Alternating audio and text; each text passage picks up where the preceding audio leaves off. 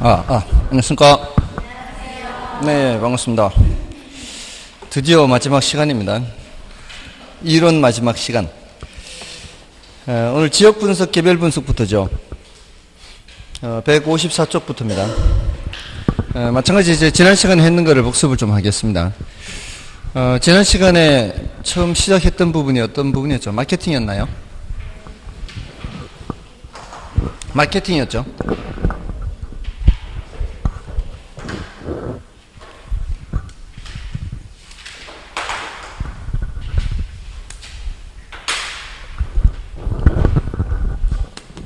부동산 마케팅에서는 세 가지 전략. 왜요? 뭐 괜찮아요. 그 안에 다 있으니까. 괜찮아요. 풍부하게 공부하면 돼요. 요약된 걸로 말고 기본서로 풍부하게 하면 되죠.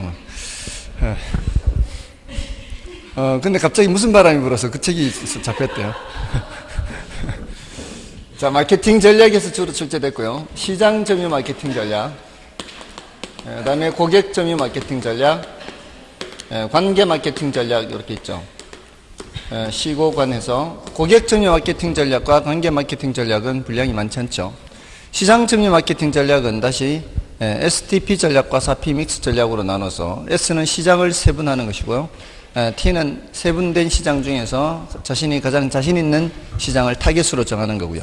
그 다음에 STP, 차별화가 P죠. 근데 차별의 네 가지를 섞어서 하는 거죠. 4P 믹스에서 가격 측면에, 제품 측면에, 그 다음에 유통경로 측면에, 홍보 촉진 측면에서 차별을 한다. 그래서 타겟으로 삼은 시장을 점유한다. 이거는 이제 공급자 측면의 전략이고요. 고객 점유 마케팅 전략은 수요자 측면의 전략이죠. 고객과의 심리적 접점을 마련하는 거죠. 아이다 원리에 따라서. 그래서 마케팅 효과를 극대화하는 거고, 관계 마케팅 전략은 일회성 거래로 끝나는 것이 아니라 지속적 관계를 중시하는 전략이죠. 그래서 브랜드 문제와 관계 있다. 이런 내용을 했고요.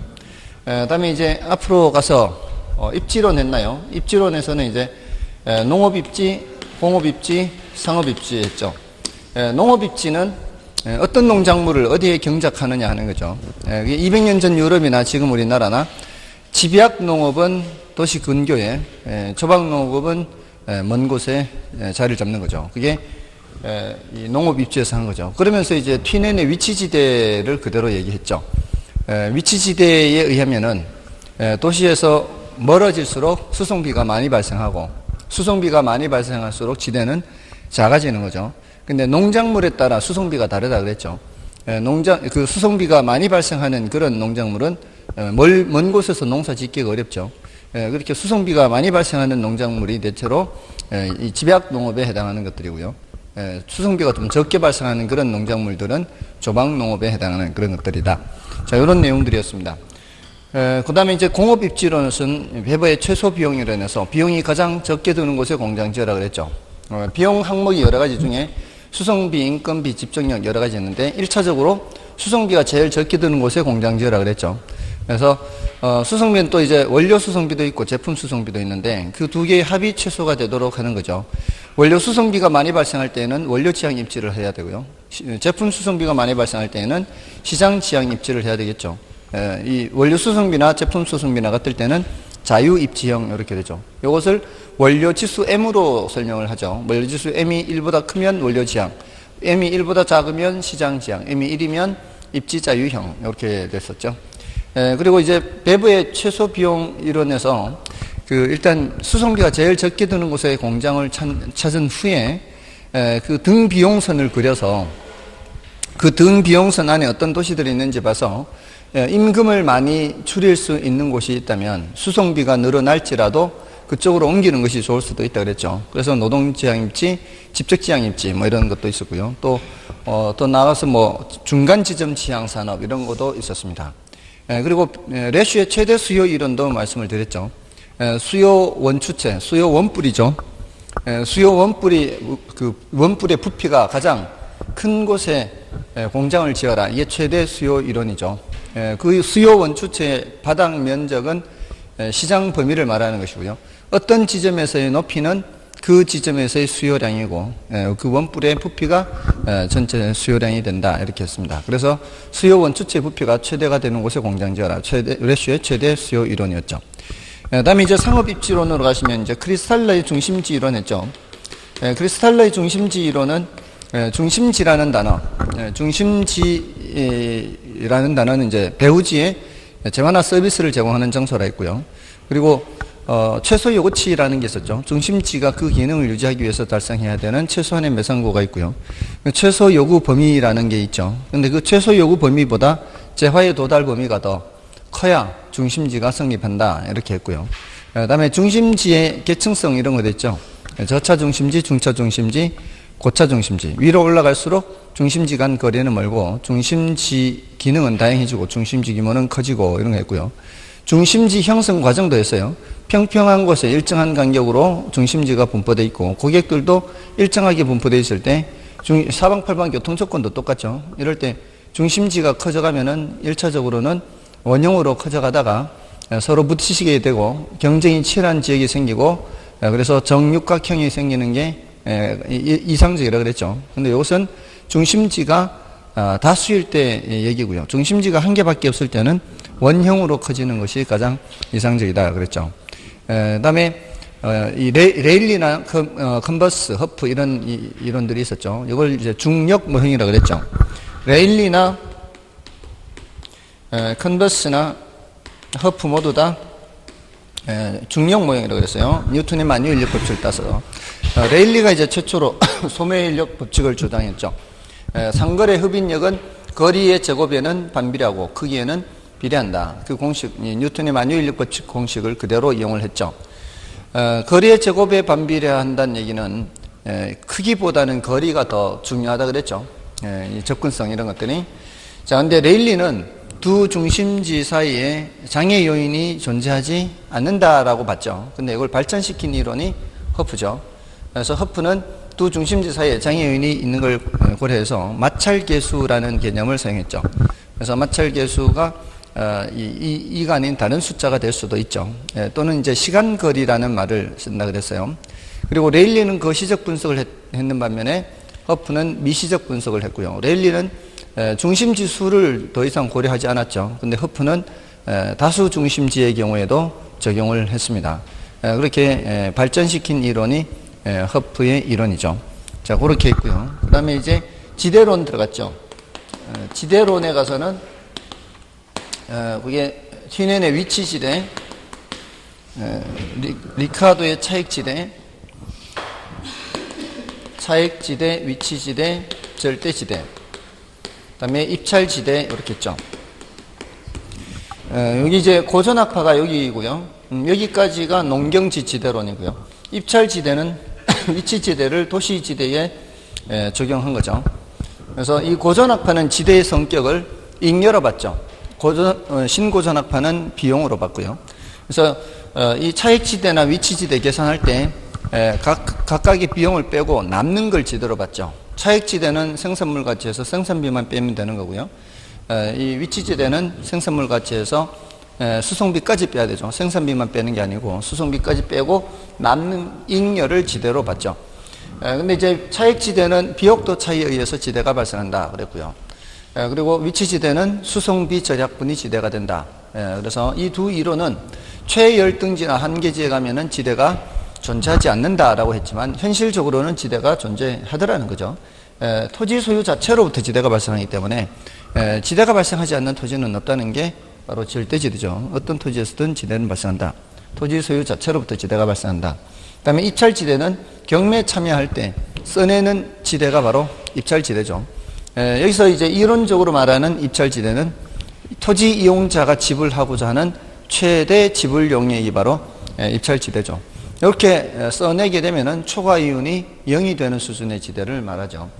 그런데 이게 이용 주체에 따라 써내는 금액이 달라지죠.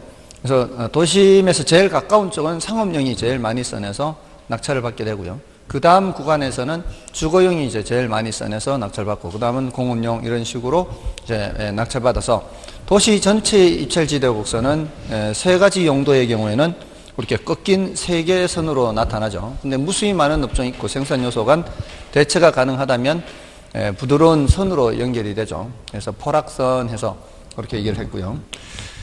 다음에 그 도시 지대와 생산 요소의 대체성, 생산 요소의 대체성이라는 표현을 이제 공부했었죠.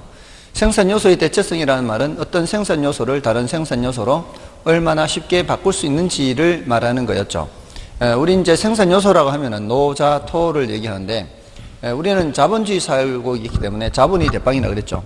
자본이 이제 노동을 대체할 수도 있고, 자본이 토지를 대체할 수도 있는데, 노동에 대한 자본의 대체성 또는 토지에 대한 자본의 대체성, 이렇게 표현을 하죠. 자, 이게 대체가 잘 되면 대체성이 높다라는 거고요. 대체가 잘 안 되면 대체성이 낮다라는 거죠. 근데 이제 노동 쪽으로는 우리 뭐 잘 안 보고요. 토지 쪽으로 우리가 보는데, 토지에 대한 자본의 대체성이 높다라는 것은 그만큼 고층화가 나타난다는 거죠. 그래서 도심 쪽으로 갈수록 토지에 대한 자본의 대체성이 높다. 외곽으로 나갈수록 토지에 대한 자본의 대체성이 낮다. 1차 산업일수록 토지에 대한 자본의 대체성이 낮고 3차 산업으로 갈수록 토지에 대한 자본의 대체성이 높다. 뭐 이런 표현이었어요. 다음에 경제지대라는 개념 했었죠. 경제지대라는 것은 해석할 때 뭐로 해야 된다 그랬어요? 경제지대라는 것은 토지에만 잉여가 있는 게 아니다를 예를 들면서 제가 노동을 예를 들었죠.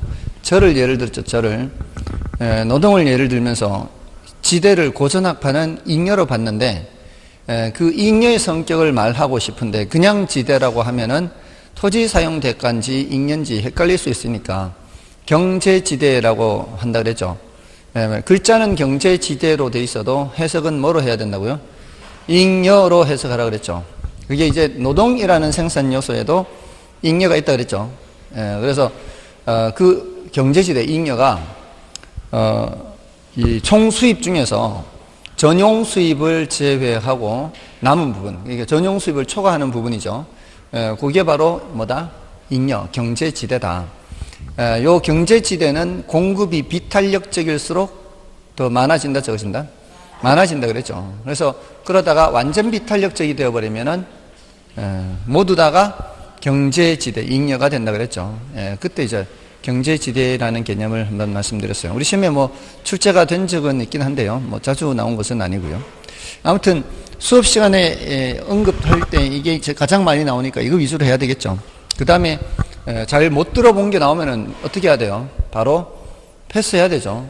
패스하고 지나가야 됩니다. 그게 상책입니다. 이번에 모의고사가 어려웠어요? 모의고사 보셨어요? 원래 시험 안 볼 거죠? 원래 모의고사 봤어요, 이번에? 봤어요? 문제가 어려웠어요? 많이 어려웠어요?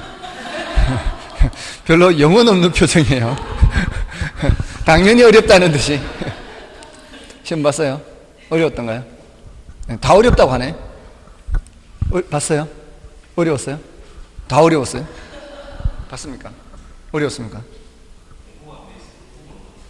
안 한 부분 다 틀렸습니까? 아무튼, 그 지문들이 5개 지문이잖아요. 5개 지문인데, 그 5개 지문 중에서 내가, 전부 다를 알고 맞추는 문제가 몇 문제 될 것 같아요? 전부 다 알고 맞추는 문제 많지 않아요. 대부분의 경우 그래요, 대부분의 경우.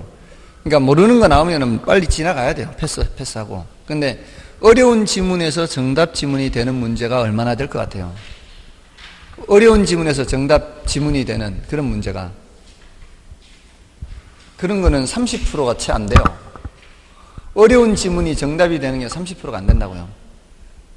그러면은 난이도가 중하만 해도 70%란 말이에요. 그죠? 난이도 중하만 해도 70%라는 얘기는 어느 정도만 이제 신경 써서 한 사람들은 답이 보여요, 사실은. 근데 어려운 지문에서 자꾸 2번, 3번 읽는 거죠. 2번, 3번 읽으면 안 그래도 어려운 지문 한 번 읽을 때마다 터지는데 또 읽고 또 읽고 또 터지고 또 읽고 또 터지고 한 번만 터지면 될 걸 2번, 3번 터지는 거죠. 그러면은 뒤에 쉬운 지문도 못 풀게 되는 거예요. 그러니까 어렵다 싶으면은 그냥 패스하고 지나가세요. 그게 정답이 되면 할 수 없는 거고 대체로 거기에서 정답이 안 되는 경우가 많다 이 말이에요. 시험 치는 요령도 필요하다고요. 분명히 말씀드렸을 텐데요. 실전에서도 아무리 어려워도 50점 깔고 가는 문제가 나온다고. 공부한 사람들이 봤을 때는. 그러니까 기본적으로 50점은 받아야 된다는 얘기예요. 어느 정도 한 6개월 이상 공부한 사람들이라면 정답 지문이 보이는 그런 게 있다 이 말이에요.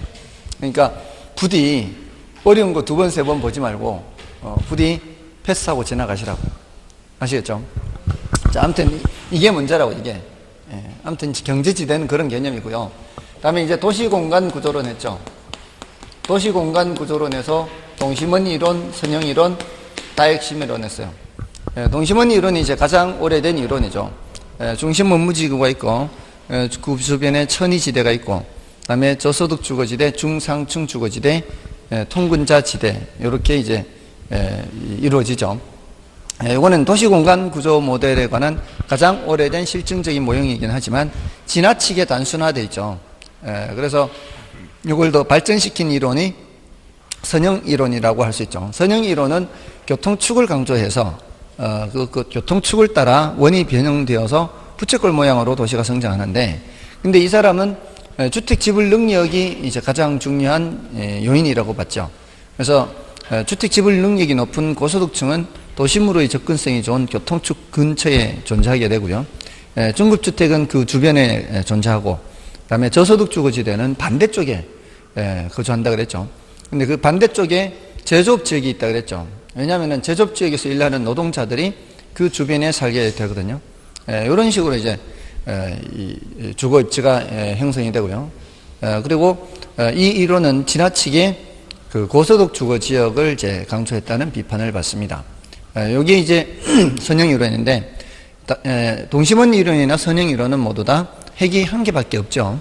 그래서 여러 개의 핵이 점진적으로 통합되면서 도시가 형성된다는 게 다핵심 이론이죠. 그래서 다핵심 이론에서는 핵이 여러 개가 성립되는 이유를 체크를 해야 되죠.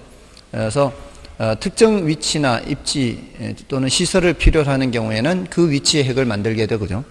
그 다음에 시대 지불 능력의 차이에 따라서 도심에 입지하는 그런 업종이 있고 외곽에 입지하는 업종이 있고요.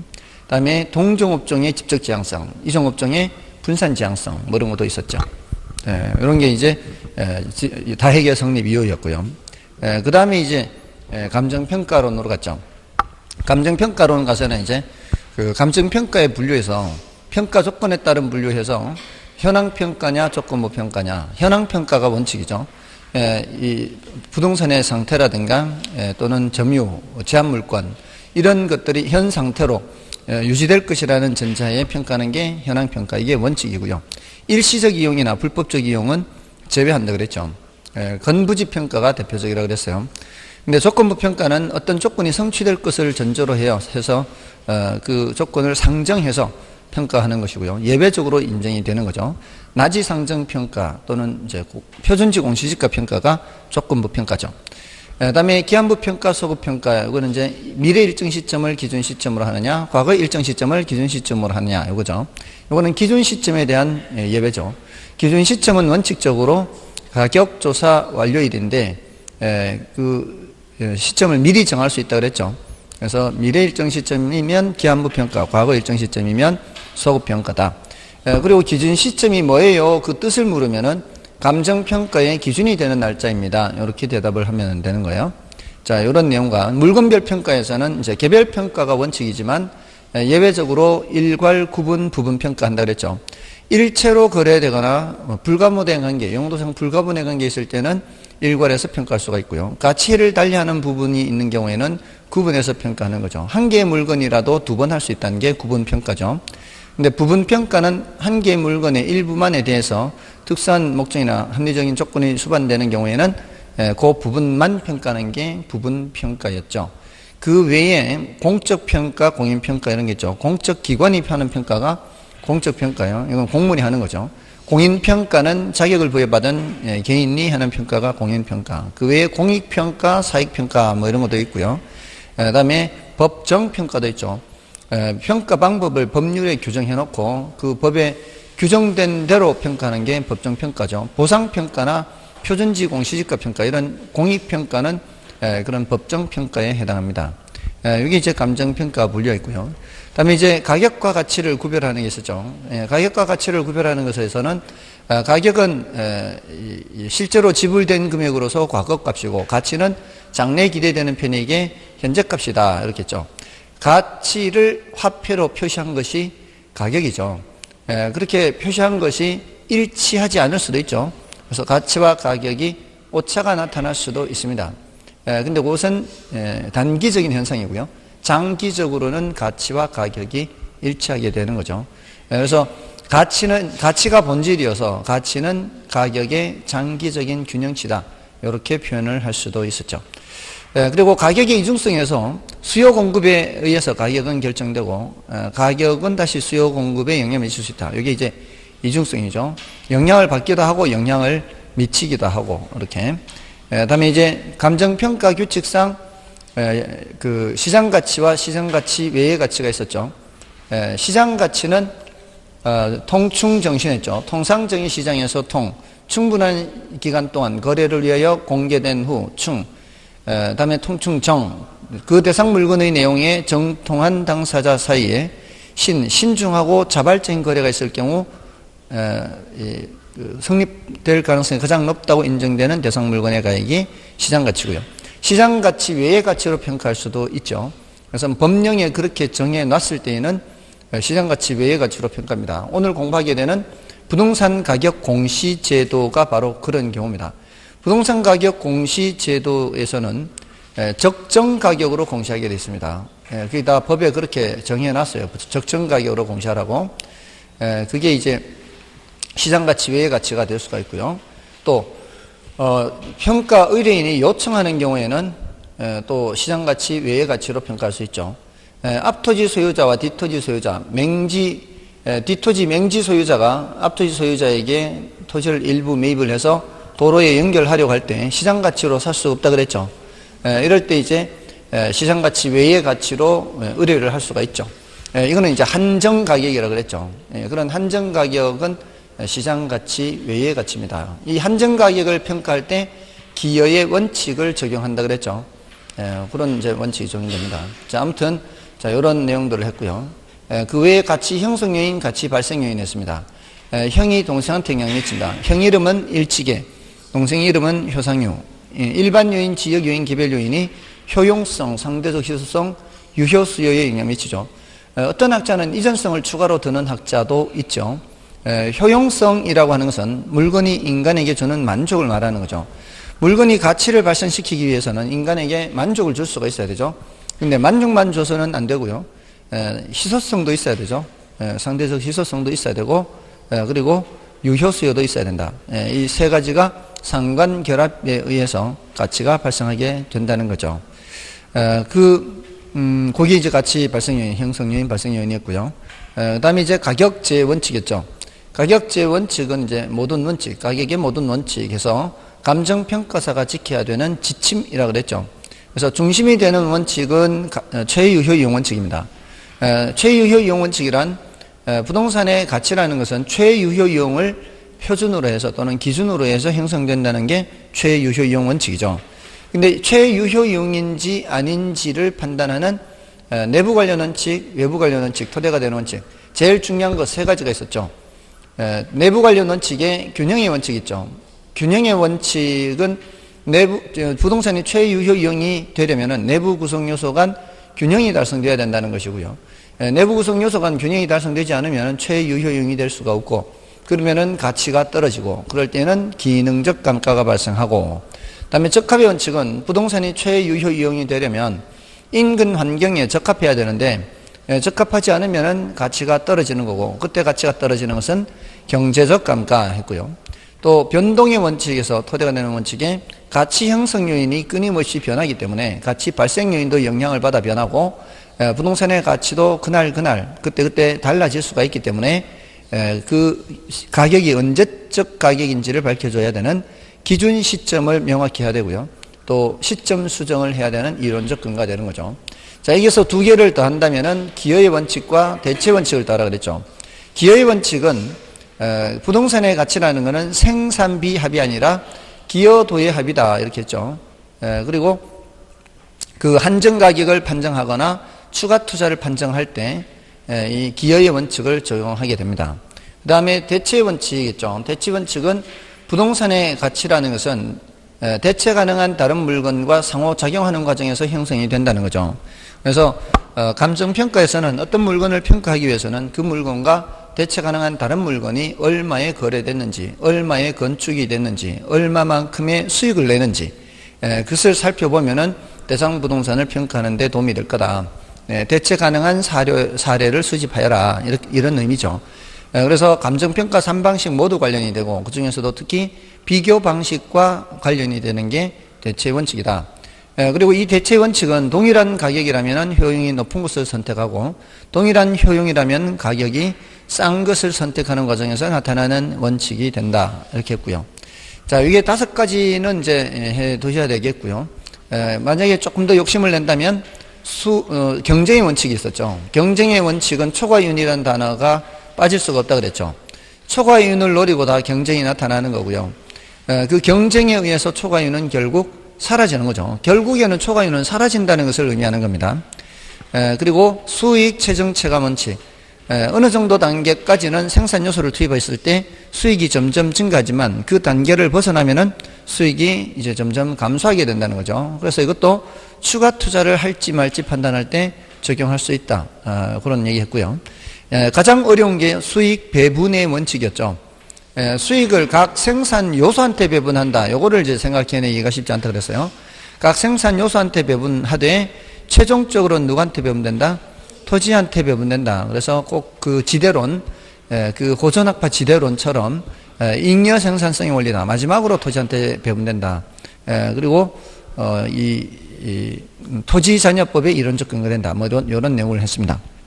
자, 이제 오늘은 지역 분석, 개별 분석이죠. 지역 분석, 개별 분석해서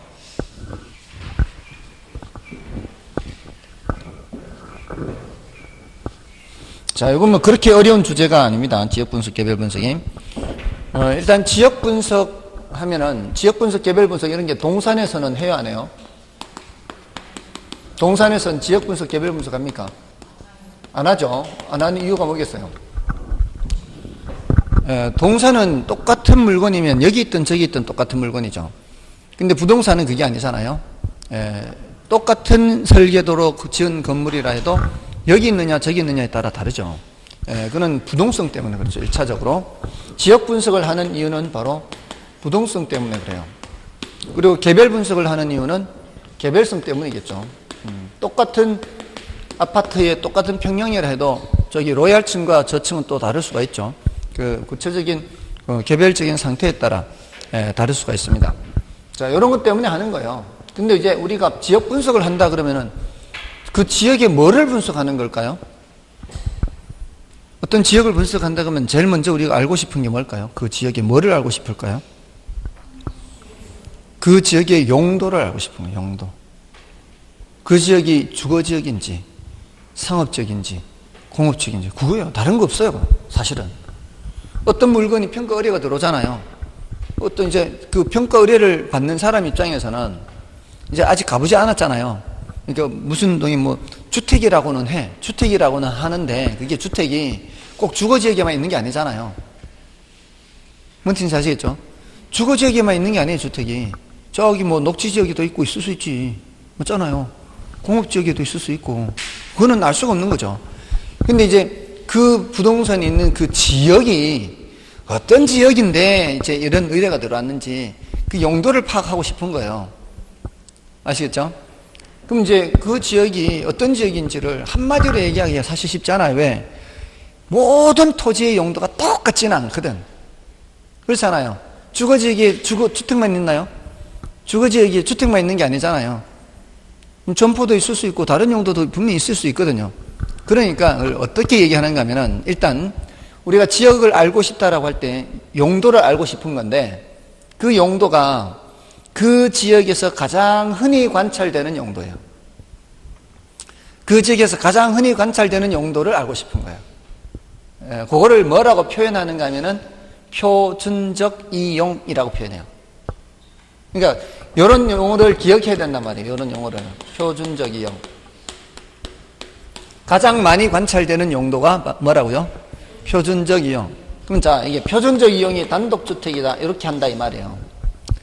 그 지역 가봤더니 단독주택이야. 단독주택 지역이야. 이렇게 표현을 해야 표준적 이용이 단독주택이야. 이 소리는 뭔 소리예요? 그 지역은 단독주택이 제일 많다 이 말이죠. 다른 거 없어요. 그거예요. 그럼 모두가 단독주택이란 얘기예요? 아니잖아요. 예, 표준적 이용이 단독주택이다. 대부분은 단독주택이다. 이걸 판정하고 싶은 거예요. 또는 저층 점포다. 이렇게 저층 점포. 그럼 저층 점포다 그러면은 그 지역은 주거지역이 상업지역이야. 상업지역이 되는 거지. 저층 점포가 많은 상업지역이다. 이렇게 되는 거고. 이거는 단독주택이 많은 주거지역이다. 이렇게 되는 거죠. 됐나요? 그 표준적 이용을 판정하고 싶은 거예요. 근데 개별 분석은 구체적인 그 물건, 개별 물건을 봐야 될 거 아니에요. 그 개별 물건을 볼 때는 최유효 이용을 보는 거예요. 자, 그 지역이 단독주택 지역인데 그 지역 안에 어떤 물건이 의뢰가 들어왔는데 그 물건의 최유효 이용이 뭔지 본다는 말이에요. 그러면은 최유효 이용의 용도와 표준적 이용의 용도가 일치하는 게 보통이겠어요? 다른 게 보통이겠어요? 일치하는 게 보통이겠죠. 대부분은 그 지역이 단독주택이 일치하는 게 보통이란 말이에요. 근데 반드시 일치한다는 보장은 없잖아요. 그러니까 최유효 이용을 따로 살펴보는 거죠. 그러니까 이 지역은 단독주택 지역이긴 한데 얘가 점포로 이용하는 것이 혹시 최유효 이용이 아니냐 한번 생각해 보자 이 말이죠. 아시겠죠? 반드시 일치하는 것은 아니지만 대체로는 일치한다. 그래서 얘를 판단하려면 이게 먼저 판단이 돼야 돼요. 이러한 지역인데 얘도 그렇게 사용하는 게 제일 좋은지 아니면 다른 용도로 사용하는 게 제일 좋은지 이렇게 해야 되니까. 됐나요?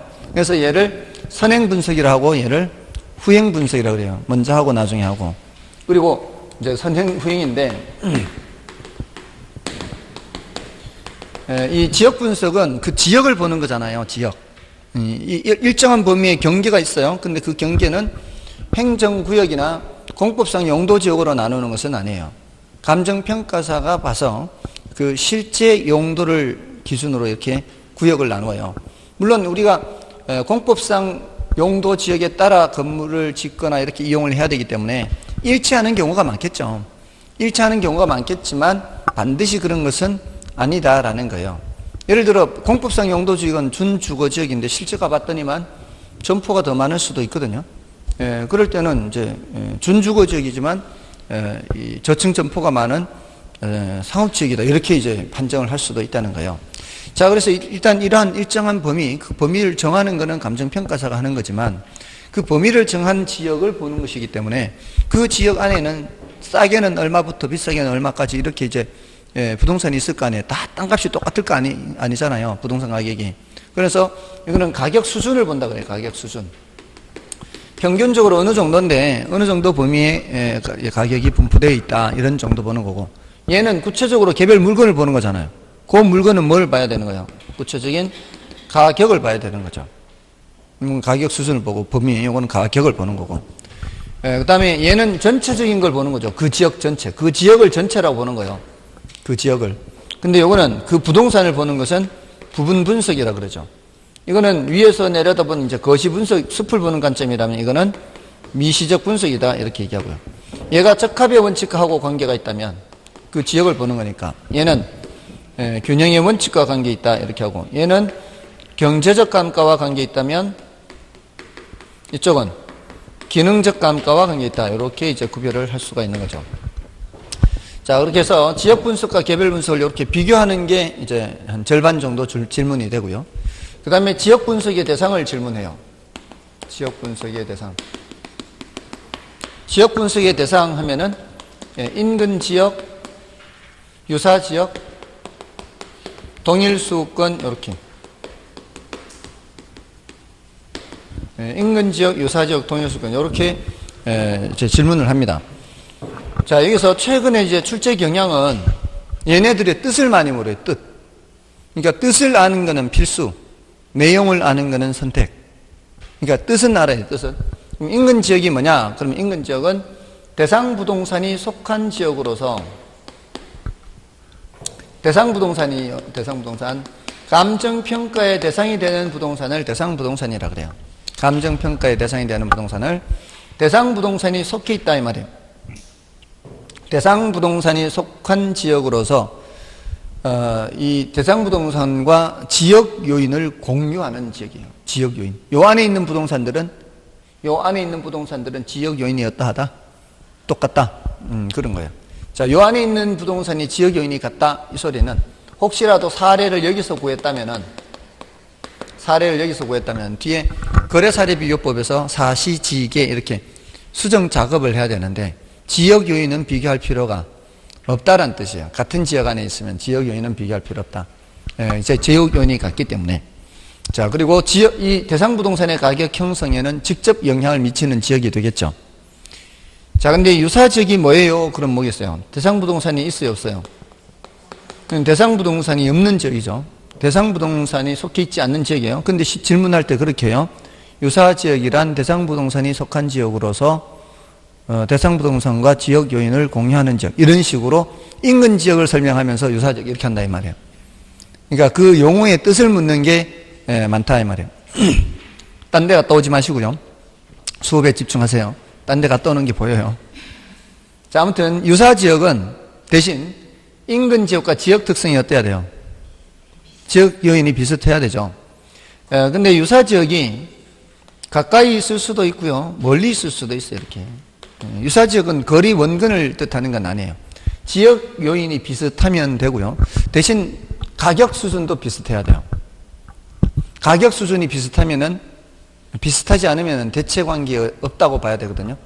예를 들어 단독주택 지역이라 해도 서울 지역에 이제 단독주택 지역이라 해도 저기 평창동 이런 단독주택 지역하고 다르죠. 그런 한남동 이런 단독주택 지역하고 달라요. 이런 데는 아주 수준이 완전히 다르죠. 그러니까 그런 거 말고 대체 관계가 성립하는 그런 유사 지역이라 해야 돼요. 가격 면에서도. 근데 이제 거리 원근을 따지지는 않는데 너무 멀면은 대체 관계 있다고 보기가 어렵거든요.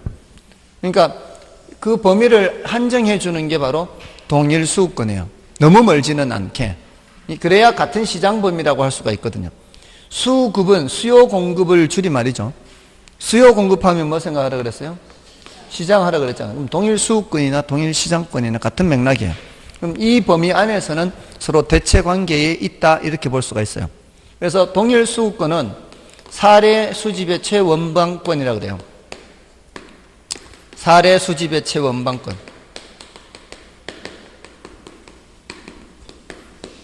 자, 이렇게 해서 일단 인근지역, 유사지역, 동일수급권의 뜻은 이렇게 확실하게 알아두시고요. 그 이제 내용이 조금 더 있는데 내용은 조금 플러스 알파로 알아두시면 되겠죠. 그래서 154쪽에 지역 분석에 의해서 그 세 줄에 걸쳐서 나와 있죠. 그 세 줄에 걸쳐서 나와 있지만 그 세 번째 줄에 그 핵심되는 두 개의 용어가 다 있어요. 지역 분석에는 표준적 이용과 뭐를 파악하는 거예요? 가격 수준을 파악하는 것이 지역 분석이에요. 다음에 이제 오른쪽 페이지에 지역 분석의 필요성, 요거는 이제 여러분이 봐주시면 되겠고요. 분량이 많지 않으니까 읽어는 보시기 바라고요. 지역 분석의 대상을 보세요. 지역 분석의 대상에서 인근 지역에서 인근 지역의 개념. 인근 지역은 대상 부동산이 속해 있는 지역으로서 대상 부동산의 가격 형성에 직접 영향을 미치는 지역이죠. 그리고 인근 지역은 특정한 토지의 용도를 중심으로 용도적 기능적 동질성을 가지며 상호 대체 경쟁 관계에 있는 일정한 범위의 지역을 말합니다.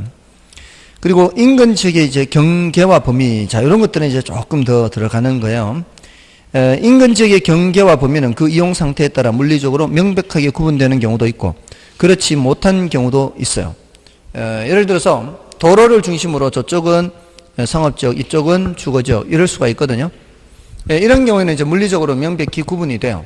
근데 물리적으로 명백히 구분되지 않는 경우도 있습니다. 주로 어떤 데가 그런가 하면은 옛날부터 살던 동네 있죠.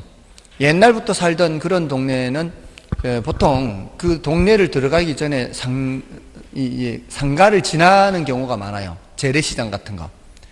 재래시장 같은 걸 지나면서 이제 안쪽으로 들어가면서 주거지역이 나타나는 거죠. 그러면은 그 재래시장이 있는 곳이 끝나는 곳이 어딘지, 어디부터 주거지역이 시작되는지 이게 분명하지 않은 경우가 있거든요.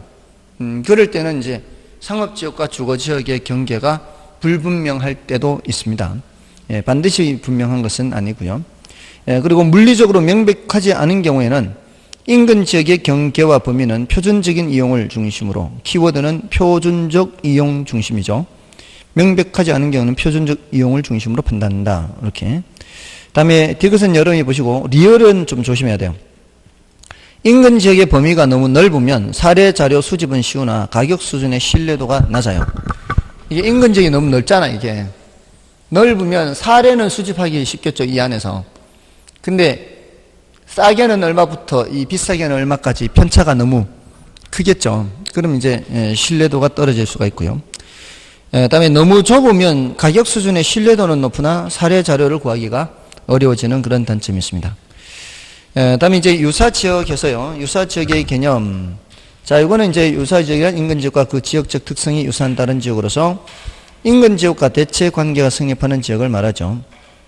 인근지역과 대체 관계가 있다는 것은 용도적 기능적인 대체뿐만 아니라 뭐도 비슷해야 돼요.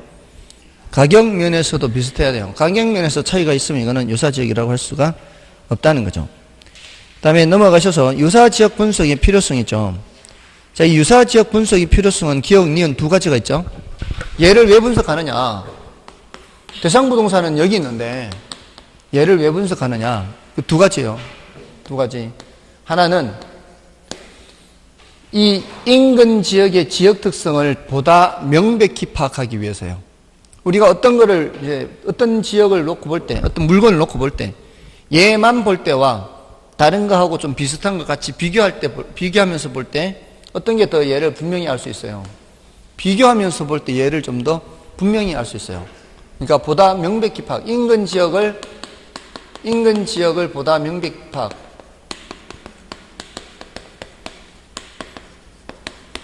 명백히 파악하기 위해서 그럴 수가 있고요. 또 하나는 사례 자료를 수집하기 위해서. 인근 지역에 사례가 없으면 어디까지 가야 돼요? 인근 지역에 사례가 없으면은 유사지역까지 가야죠. 그래서 두 가지 이유 때문에 유사지역을 분석하는 거예요. 다음에 거기 이제 기억과 니은이죠. 다음에 이제 동일수급권이란 밑에 동일수급권이란 뜻 정도는 알아야 되니까요. 대상 부동산과 대체 경쟁 관계가 성립하고 그 가격 형성에 있어서 상호 영향을 미치는 부동산이 존재하는 권역이죠. 권역으로서 인근 지역과 유사 지역 및 기타 용도 지역을 포함하는 개념이에요. 그러니까 써놓기는 이렇게 1번, 2번, 3번 이렇게 써놔도 얘 동일수급권이 인근 지역과 유사 지역 같은 급이 아니라 유사 지역과 인근 지역이 동일수급권 안에 포함되는 개념이죠. 동일수급권 안에 유사지역과 인근지역이 포함되는 개념이에요. 그래서 니은에 보시면 동일수급권은 감정평가 시 사례자료 수집의 최원방권을 의미하는 거죠. 최원방권. 다음에 이제 밑에 용도지역별 동일수급권 판정에서 주거지의 경우에는 도심으로의 통근이 가능한 지역 범위와 일치. 키워드가 뭐예요? 통근이 가능한 지역 범위와 일치. 여기죠. 주거지는. 다음에 상업지는 동일한 상업 수익을 올릴 수 있는 지역 범위. 수익이 키워드가 되는 거죠. 상업지는 수익이 키워드예요. 동일한 상업 수익을 올릴 수 있는 지역 범위. 수익. 다음에 공업지는 뭐예요? 비용입니다. 비용. 공장이잖아, 공장. 공장에서 제품을 생산해서 판매하는데 뭐가 발생해요? 비용이 발생해죠. 그 비용의 경제성이에요. 비용의 경제성. 그 비용은 생산 및 판매하는 데 비용이에요. 그러니까 키워드로 따지면은 이 공장의 경우에는 비용, 상업지의 경우에는 수익, 그다음에 주거지는 통근 가능 지역 범위 이렇게. 그다음에 이제 농지는 됐고요. 후보지 이행지는 일반적으로 전환 후의 종별에 따라 통일수권의 범위가 정해져요. 전환 후가 원칙. 그리고 전환이 완만한 경우에는 전환 전을 기준으로 하기도 합니다. 다음에 이제 지역분석, 개별분석 관계, 요거는 이제 밑에, 저 왼쪽에 있는 저걸 얘기하는 거고요. 다음에 밑에 인근지역 생애 주기가 있죠. 자, 밑에 표에, 인근적 생애주기는 한 번 정도 그냥 말씀드리는 정도요. 지난 10년간 한 번도 언급된 적은 없고요. 한 번 정도 이렇게 설명되는데, 지난번에 그 경기 변동에서도 한 번 말씀을 드린 적이 있을 거예요. 그죠? 이게 성장기, 성숙기, 쇠퇴기, 천이기, 악화기 이렇게 거친다고 그랬죠. 성장기, 성숙기, 쇠퇴기, 천이기, 이제 악화기 이렇게 떨어지는데, 성장기는 새로운 기능이 부여되면서 집가상승도 빠르게 이루어지고, 새로운 인구도 이제 많이 유입이 활발하고, 그리고 소득 수준이 높은 사람들, 이런 사람들이 이제 들어오는 상향여가, 여가로 치면 상향여가에 해당하는 게 일어나는 거고요. 성숙기는 안정된 시기죠. 주민의 이동이 뭐 그렇게 활발하지 않고요. 안정된 시기고요. 그 다음에 쇠퇴기는 이제 슬슬 이제 낡아지기 시작하죠. 이때는 이제 하향여가가 시작이 돼요. 그 다음에 천이기 하죠. 천이기. 요거는 이제 하향여가가 활발해요. 활발한 시기. 이제 쇠퇴기 말에서부터 천이기를 거치면서 이 시기 동안 재건축, 재개발이 이루어지면은 다시 성장이 되는 것이고, 안 되면은 이제 악화기. 천이기죠, 천이기. 그래서 요게 보통 한 15에서 20년 정도, 성숙기가 한 25에서 길면 30년, 25에서 30년. 이게 뭐 한 40년, 5, 60년 정도? 이 전체 과정이 한 5, 60년. 그래서 경기 변동에서는 부동산 경기의 장기 변동은 인근 지역의 생애 주기와 관련돼 있다. 이렇게 이제 해서 중요도는 낮은데 한번 좀 나왔습니다. 그래서 이게 성장기에 해당하는 도시, 세종시는 성장기에 해당하는 도시라고 보면 되죠. 성숙기에 해당하는 도시 하면은 서울 근교의 그 베드타운, 분당, 일산, 중동, 이런 도시들이 지금 아직 30년이 좀 못 됐거든요. 그런 도시들은 이제 거의 성숙 거의 맞빠져 있다 이렇게 보면 돼요. 그럼 이 시기를 지나면 이제 건물들이 어떻게 해요? 낡아지기 시작하면서 이제 재건축, 재개발 이런 얘기가 나오겠죠. 그러면서 다시 이제 성장이 되든가 아니면 악화가 되든가 이렇게 되는 거죠. 요 천이 시기는 하향여가가 활발하면서요. 하향여가가 활발하다는 건 뭐예요? 주민들의 교체가 많이 이루어진다는 얘기죠. 많이 이루어지면서 가벼운 가격 상승 현상을 보이기도 합니다. 교체가 이루어지면서 이런 정도요. 참고로 봐주시면 되겠습니다. 다음에 이제 감정평가 3방식의 용어들 있죠. 이 용어들을 익혀야 되거든요. 용어들을 일단 이 용어들을 알아야 그 다음에 내용을 설명해도 이제 흡수가 되니까 일단 3방식 용어를 이제 익혀야 되니까요. 써보겠습니다. 일단 원가 방식이 있고요. 이거는 비용성의 원리에 근거한다 그러죠. 이거는 아이디어가 뭐예요? 물건이라는 게 대체로, 반드시는 아니지만 대체로 물건을 만들 때 투입되는 비용이 많을수록 가치는 올라간다. 이런 아이디어예요. 아이디어 자체가. 근데 지난주에 했던 기여의 원칙에 따르면 반드시 비용이 올라간다고 가치가 올라가는 건 아니잖아요. 근데 대체로는 그렇다는 얘기예요. 그러니까 그거를 모르는 게 아니에요. 여기서 비용이 많이 든다고 반드시 가치가 높아지는 것은 아니라는 걸 알아요. 여기도 알기는 아는데 대체로는 비용이 많이 들수록 가치가 높을 거다. 그래서 어떤 물건의 가치를 평가할 때 그 물건을 만들 때 비용이 얼마나 들어갔느냐 요거 보고 판단하는 게 이제 원가 방식이다 이 말이에요. 근데 요거는 누구 입장에서의 가격인가 하면은 공급자 입장에서의 가격이에요. 공급자 입장에서는 얼마만큼 돈 들여서 만들었으니까 그만큼의 가치는 있다 이렇게 이제 주장할 수는 있죠. 근데 그게 사는 사람 입장에서는 또 안 그럴 수 있거든요. 얼마 달라고 하는데 터무니없이 비싼 돈을 달라는 거예요. 왜 그렇게 많이 비싸게 달라고 하냐면 이거 만드는데 시간도 많이 들었고 비싼 재료 사용했고 막 이렇게 얘기한단 말이에요. 근데 사는 사람 입장에서는 그거 가지고 뭐 할 건데 이렇게 하면은 이제 의견이 다를 수 있죠. 그러니까 이 건물을 얘기를 하더라도 이 건물 만들 때 뭐 자재 좋은 거 사용했고 뭐 이렇게 친환경적으로 했고 이렇게 해가지고 만들어서 얼마만큼 받아야겠다 하는데 이 지역이 만약에 상권이 죽는 지역이라면 아무리 좋은 자재를 이용해서 만들어 놨다 해도 이걸 사는 사람 입장에서는 비싼 돈 주고 살 이유가 없죠. 사는 사람 입장에서는 그걸 수익 방식으로 봐요. 수익 방식. 이 물건을 통해서 내가 얼마만큼의 수익을 얻을 수 있는지를 보는 거거든요. 이거는 위에 거는 공급자 입장의 가격이라면 밑에 거는 수요자 입장에서의 가격, 이렇게 볼 수 있거든요. 그런데 비교 방식 있죠. 비교 방식. 이 비교 방식은 이미 과거에 거래된 가격하고 비교한 가격, 비슷한 다른 가격, 비슷한 다른 물건의 가격이 얼마에 거래됐는지 보고 얘도 요 정도는 되겠다 이렇게 비교하려고 하는 거거든요. 근데 과거에 거래된 거다 그랬죠. 방금 거래된 거. 거래됐다는 얘기는 사는 사람도 있었고 파는 사람도 있었다는 얘기 아니에요. 근데 그 거래할 당시에 사는 사람 의견과 파는 사람 의견이 합치된 금액이 거래 금액 아니에요? 그러니까 그 거래된 가격이라는 것은 누구 생각과 누구 생각이 다 녹아 들어가 있는 거예요. 사는 사람의 어떤 협상과 파는 사람의 협상, 이게 서로 맞아떨어지는 가격이다 이 말이죠. 그러니까 수요자와 공급자가 모두 반영되어 있는 그 가격이거든요. 수요 공급하면은 시장 하라고 했잖아요. 시장성의 원리에 근거한다 이렇게 얘기한단 말이에요. 그래서 세 가지 방식으로 가격을 평가하는데, 이제 협의의 가격 외에 임대료도 이제 평가를 할 수가 있죠. 원가 방식으로 가격 평가하는 것을 원가법, 원가 가격 구하는 방법이 중요하니까 비교 방식으로 가격 구하는 방법을 거래 사례 비교법. 그다음에 이거는 수익 환원법이죠. 환원시킨다는 얘기는 장래 발생하는 걸 현재 시점으로 되돌린다는 얘기거든요. 그러니까 수익이라는 게 앞으로 1년만 발생하는 게 아니라 계속해서 발생하는 수익을 전부 다 현재 가치로 이렇게 바꾸는 걸 환원시킨다 이렇게 얘기를 해요. 자, 여기 이제 가격 구하는 방법이 훨씬 중요하고요.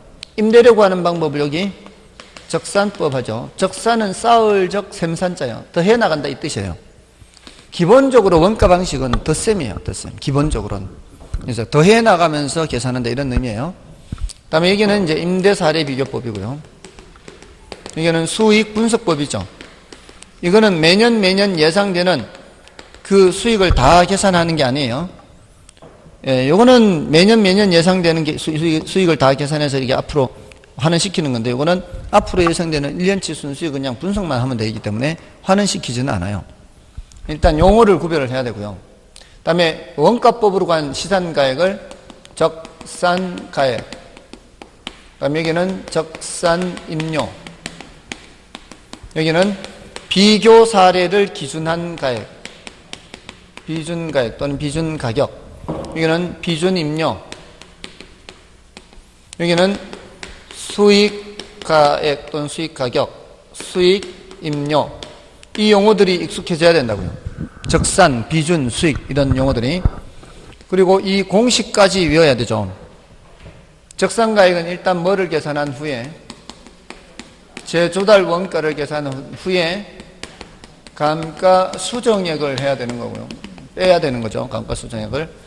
적산임료는 기초가액 곱하기 기대 이율 더하기 필요 재경비, 필요한 모든 경비 이렇게. 요거는 비준가액을 계산하기 위해서는 사례 가격을 먼저 찾아야 되죠. 사례 가격을 먼저 찾은 후에 사시지계 요 작업을 하죠. 경우에 따라 면적 비교도 하기는 하지만 기본적으로는 요 사시지계 이 수정 작업을 해야 돼요. 사례 가격을 먼저 찾은 후에 사시지계 수정 작업. 이건 밑에 거는 공식 외울 필요 없고요. 이 비준임료는 수익가액은 순수익 나누기 환원율 하죠. 여기서는 이제 환원율에 대해서 집중적으로 해야 돼요. 이건 뭐 별로 할 것이 없고요. 이건 공식 따로 외울 필요 없고요. 그나마 얘는 이제 공식만 외우고 더 이상 내용을 잘 안 들어갑니다. 우리가 이론적으로 정리해야 될 것은 가격 구하는 방법 세 가지를 정리를 해야 되죠. 근데 이제 우리나라에서만 독특하게 공시지가 기준법이라고 해서 공시지가 기준법도 여기 비교 방식이 집어넣죠. 그래서 공시지가 기준법에 의한 가액은 표시지계 하죠. 표시지계. 근데 이게 표준지 공시지가 선정하는 것 외에는 다 시지계, 여기 일치합니다. 사시지계와. 그래서 얘를 뭐 이론적으로도 특별히 많이 들어가거나 하진 않아요. 요 세 가지만 하면은 이제 이론적으로 정리가 되는 거죠. 그러니까 오늘 이제 감정평가 3방식 요 세 가지 하고 이제 마지막 물건별 평가, 그다음에 부동산 가격 공시제도 하면 이제 모두 마치게 되는 겁니다. 일단 쉬는 시간에 요 공식 외워야 돼요. 쉬는 시간에 공식 외워야 됩니다.